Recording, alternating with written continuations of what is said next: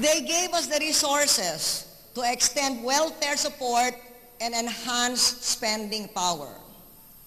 For helping me raise government salaries through Joint Resolution number 4, thank you, Congress.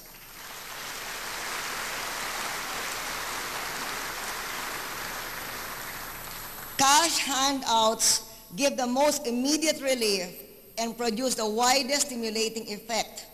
Nakikinabang ang 700,000 na pinakamahihirap na pamilya sa programang Pantawid Pamilya.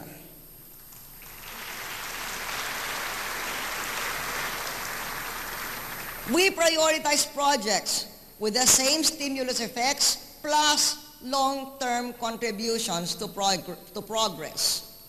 Sa pagpapamahagi ng milyong-milyong ektaryang lupa, 700,000 na katutubo at mahigit 1 milyong benepisyaryo ng CARP ay taas noong may-ari na ng sariling lupa.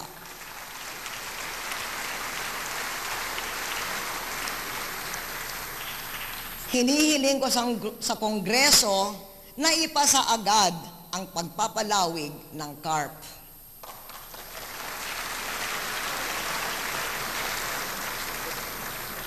At dapat makondone ang 42 billion pesos na land reform liabilities dahil 18% lamang ang nabayaran mula 1972.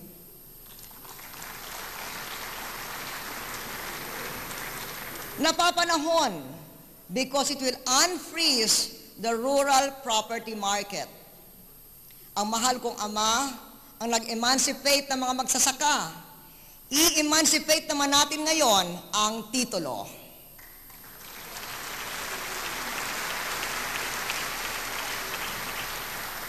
Nakinabang ang 7 milyong entrepreneur sa 165 billion pesos in microfinance loans. Nakinabang ang 100,000 sa emergency employment ng ating Economic Resiliency Plan. Kasama natin ngayon ang isa sa kanila, si Gigi Gabiola.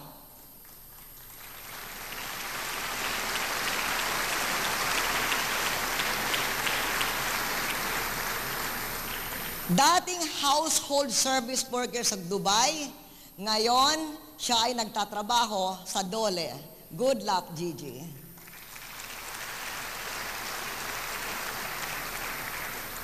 Nakinabang ang 1 milyong pamilya sa programang pabahay at palupa mula Pag-ibig, NHA, Community Mortgage Programs, Certificates of Lot Award, at saka yung inyong Loan Condonation and Restructuring Act. Salamat.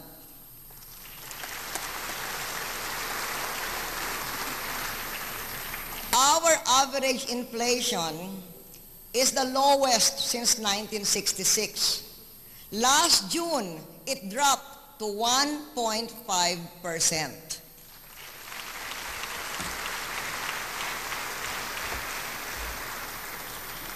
Paano? Proper policies lowered interest rates, which lowered costs to business and consumers. Dahil sa ating mga reforma, na kaya nating ibenta ang bigas NFA sa 18.25 per kilo kahit tumaas ang presyo sa labas mula 17.50 hanggang 30 dahil sa kakulangan sa supply sa mundo. Habang sa unang pagkakataon, naitaas ang pamimili ng palay sa mga magsasaka, 17 pesos mula 11 pesos.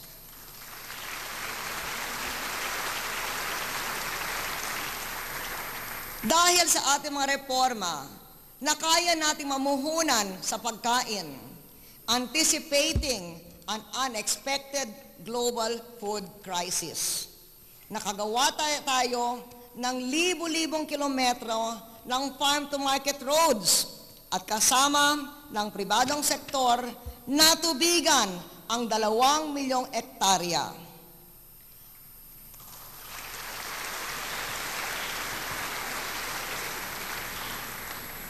Mga badyaw, gaya ni Tarnati Danawi,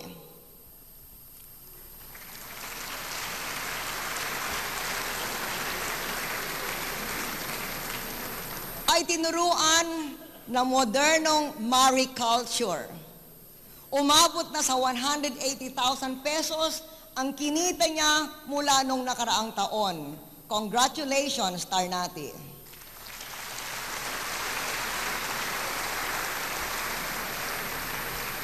We will help more fisher folk shift to fish farming with a budget of 1 billion pesos.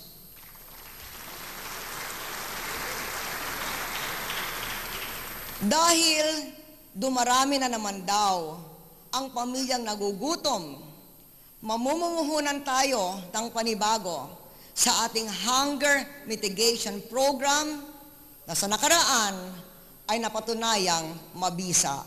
Tulungan niyo ako dito, Kongreso.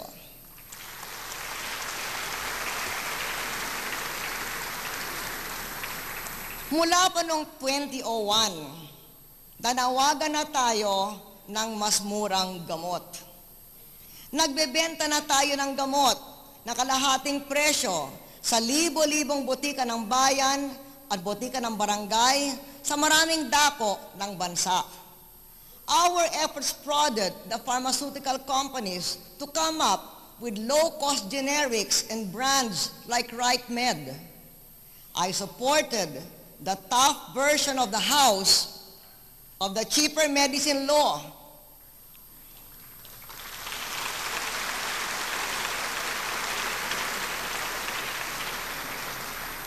I supported it over the weak version of my critics.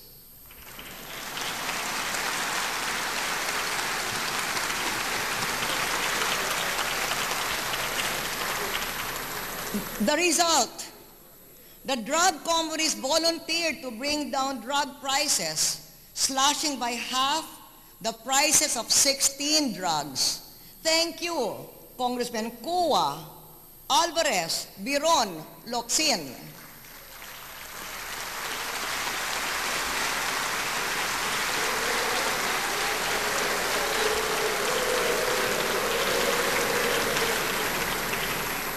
Pursuant to law, we are placing other drugs under a maximum retail price. To those who want to be president, this advice: if you really want something done, just do it. Do it hard. Do it well. Don't pussyfoot. Don't pander. And don't say bad words in public.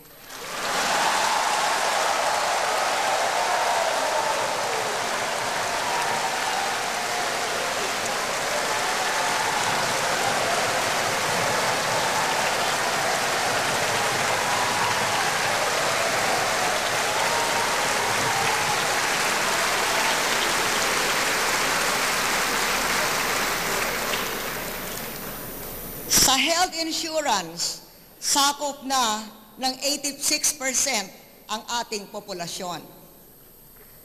Sa rent control law ng 2005 hanggang 2008, di pwedeng lumampas ng 10% ang pagtaas ng upa taon-taon.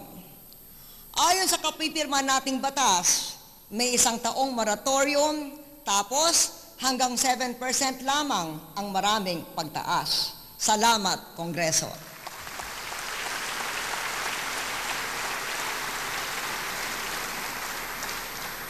Noong 1 taon, nabiyayaan ng tig 500 pesos ang mahigit 7 milyong tahanan bilang pantawid kuryente sa mga small electricity users.